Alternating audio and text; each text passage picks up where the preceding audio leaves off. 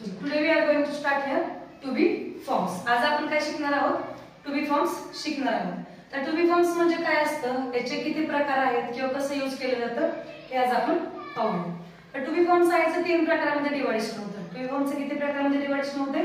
तीन प्रकारांमध्ये डिव्हायडेशन होतं. तर ते तीन प्रकार कोणते आहेत? फर्स्ट वन आहे इथं present. Present to be forms. Okay, present to be forms. ठीक आहे. देन सेकंड वन कोणता आहे? Past to be forms. Second one कोणता आहे इथे? Past to be forms. Okay. And third one कोणता आहे?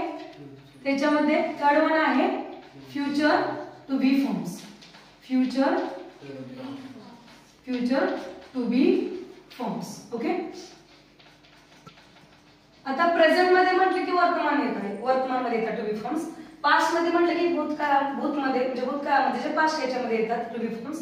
आणि फ्युचर म्हटलं की फ्युचर इंडिकेट करणारे टू बी फॉर्म्स असतात. तर त्याच्यामध्ये कोणते आहेत तर ते पाहूया. त्याच्यामध्ये कोणते आहेत तर प्रेझेंट टू बी फॉर्म्स मध्ये कोणते येतात? प्रेझेंट मध्ये येतात am, is and are. Present मध्ये कोणते येतात? एम, इज आणि आर. आता एम, इज, आर.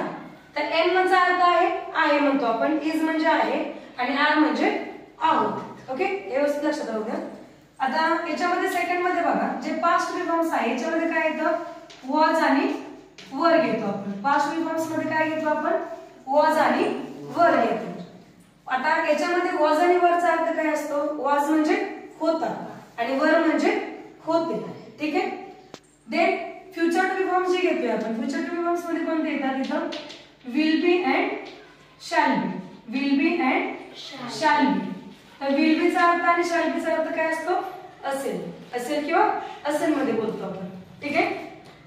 आता आणखी एकदा लक्षात घ्या कसं आहे टू बी फॉर्म्स मध्ये. टू बी फॉर्म्स तीन प्रकारांमध्ये डिव्हायडेशन असतं. फर्स्ट वन आहे present to be form, second one आहे पास्ट टू बी फॉर्म्स आणि थर्ड वन आहे future to be forms. Okay. याचं जे प्रेझेंट टू बी फॉर्म्स कोणते आहेत? सांग बरं समाधान. प्रेझेंट टू बी फॉर्म्स कोणते आहेत? Am, is, are. Past to be forms कोणते आहेत? Right. Past to be forms कोणते आहेत? इकडे वॉज अँड वर. कोणते आहेत? वॉज अँड वर. राज परत सांग. पास्ट टू बी फॉर्म्स कोणते आहेत? वॉज अँड वर. ओके, ठीक आहे. फ्युचर टू बी फॉर्म्स कोणते आहेत? हे फ्युचर टू बी फॉर्म्स कोणते आहेत? Future to be forms will be and shall be. Okay, समजलं? याचे मराठी अर्थ काय सांगितले होते? एम, इज, आर चे मी एम आहे, इज म्हणजे पण आहे होतं, हे आपण एक वचनामध्ये वापरतो सब्जेक्ट बरोबर. आर म्हणजे आहोत म्हणतो आपण हे आणि वचन सब्जेक्ट बरोबर वापरतो. सब्जेक्ट तुम्हाला शिकवलेला आहे मी ऑलरेडी. ठीक आहे. वॉज अँड वर. आता वॉजचा अर्थ काय होतो? होता. एक वचनामध्ये वापरतो आपण एक वचन सब्जेक्ट बरोबर. आणि वर कुठे वापरतो आपण? आणि एक वचनी सब्जेक्ट बरोबर. देन विल बी आणि शॅल बी. याचा अर्थ आहे असेल. विल बी आणि शॅल बी म्हणजे काय? असेल. क्लिअर झाले इथपर्यंत व्यवस्थित? आता याच्यामध्ये आपण जे पाहणार आहोत ते एक एक टू बी फॉर्म्स. जे सुरुवातीला याच्यामध्ये जे पाहणार आहोत ते प्रेझेंट टू बी फॉर्म्स मध्ये पाहणार आहोत. कोणते पाहणार आहोत आपण? प्रेझेंट टू बी फॉर्म्स मध्ये काय पाहिजे आपल्याला? प्रेझेंट टू बी फॉर्म्स मध्ये आपण जे पाहणार आहोत ते पॉझिटिव्ह सेंटेन्स पाहणार आहोत. Present to be forms. Present to be forms. Okay. तर प्रेझेंट टू बी फॉर्म्स मध्ये कोणते सांगितले होते मी तुम्हाला? आता कोणकोणते असतात टू बी फॉर्म्स? प्रेझेंट मध्ये कोणकोणते असतात? एम आधी सांगायचं. Am, is and are. Am, is and are हे प्रेझेंट टू बी फॉर्म्स मध्ये येतात. आता याच्यामध्ये आपण जे पाहणार आहोत ते काय पाहणार आहोत आपण? पॉझिटिव्ह सेंटेन्स पाहणार आहोत. काय पाहणार आहोत सुरुवातीला? पॉझिटिव्ह सेंटेन्स पाहणार आहोत. कोणतं पाहणार आहोत आपण?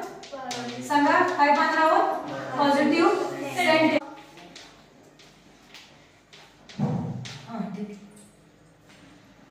ओके. पॉझिटिव्ह सेंटेन्स पाहणार आहोत. टू बी फॉर्म्स मध्ये पॉझिटिव्ह सेंटेन्स पाहणार आहोत. तर पॉझिटिव्ह सेंटेन्स म्हणजे काय म्हणतो आपण? होकारार्थी वाक्य असतात ते टू बी फॉर्म्स मध्ये पाहणार आहोत.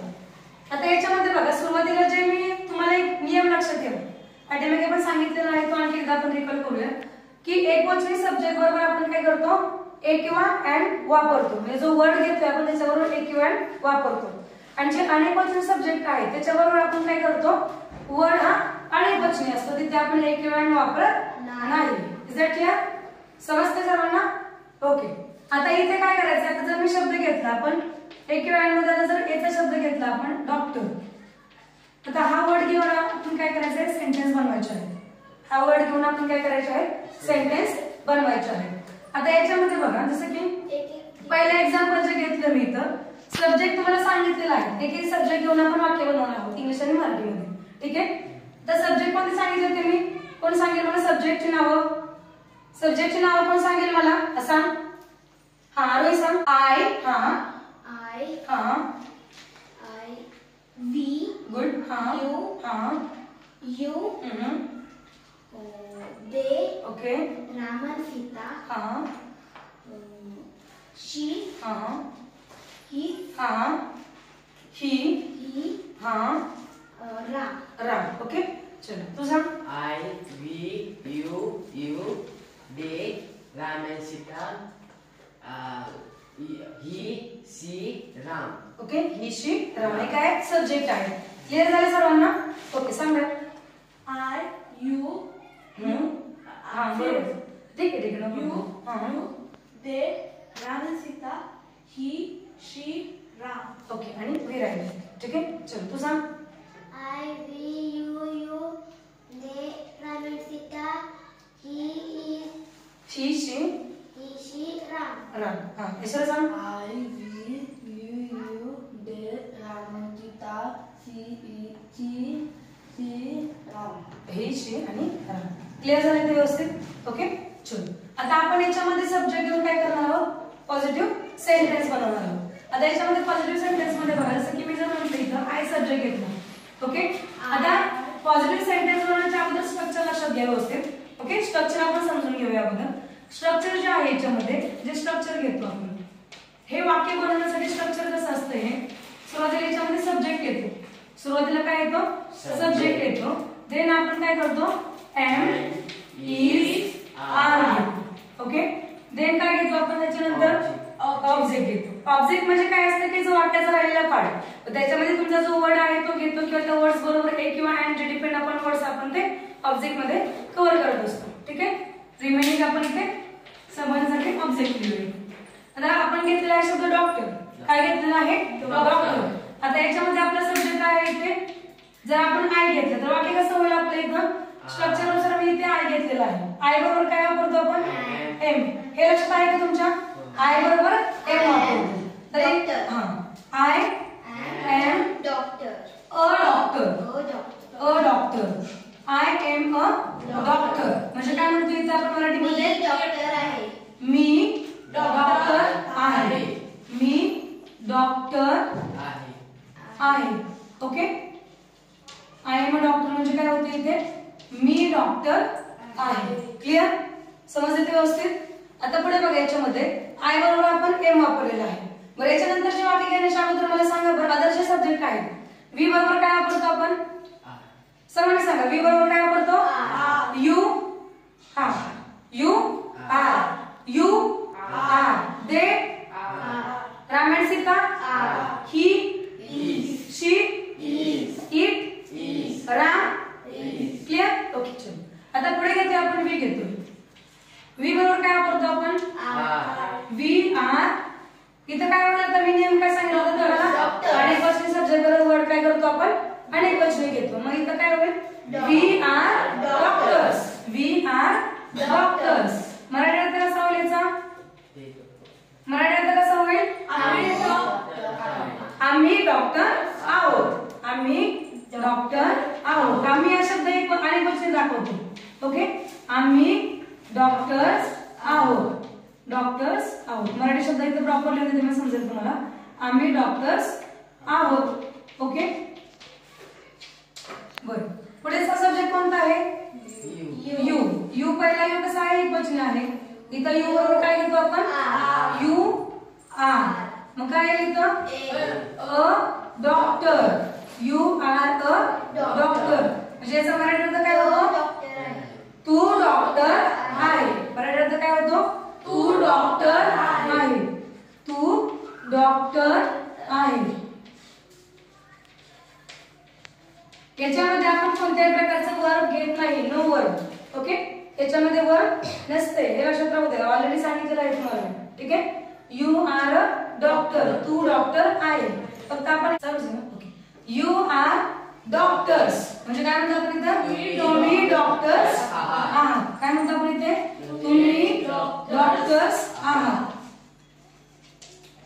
तुम्ही डॉक्टर्स आहात. ओके. बरं पुढचं काय आहे?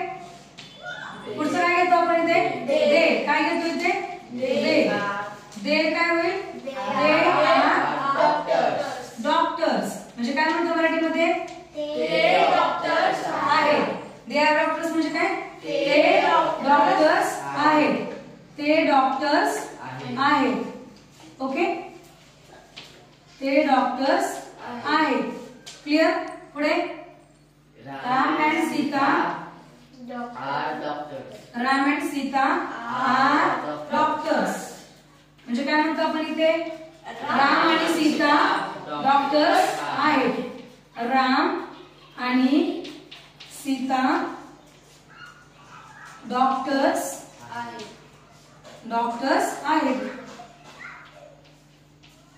डॉक्टर्स आहेत. Okay.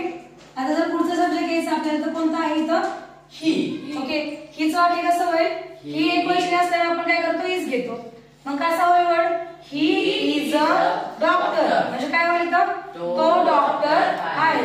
Then she is a doctor म्हणजे काय? ती डॉक्टर आहे. Then Ram is a doctor म्हणजे काय म्हणतो आपण इथे? राम डॉक्टर आहे. आरोग्य समजलं का? सर्वांना क्लिअर झाले ते व्यवस्थित? चलो. काय डाऊट आहे कोणाला याच्यामध्ये? चलो समाधान पुढे आणि बोलून दाखव मला एकदा हे वाक्य सगळे पुढे आणि बोलून. हा. Positive sentence. हा. I am a doctor. मी डॉक्टर आहे. ओके. We are doctors. आम्ही डॉक्टर्स आहोत. Okay. You are a doctor. तू डॉक्टर आहे. You are doctors. तुम्ही डॉक्टर्स आहात. They are doctors. ते डॉक्टर्स आहेत. Ram and Sita are doctors. Ram आणि सीता डॉक्टर आहेत. He is a doctor. तो डॉक्टर आहे. She is a doctor. ती डॉक्टर आहे. Ram is a doctor. Ram doctor आहे. समजलं व्यवस्थित? ओके. क्लिअर झालं?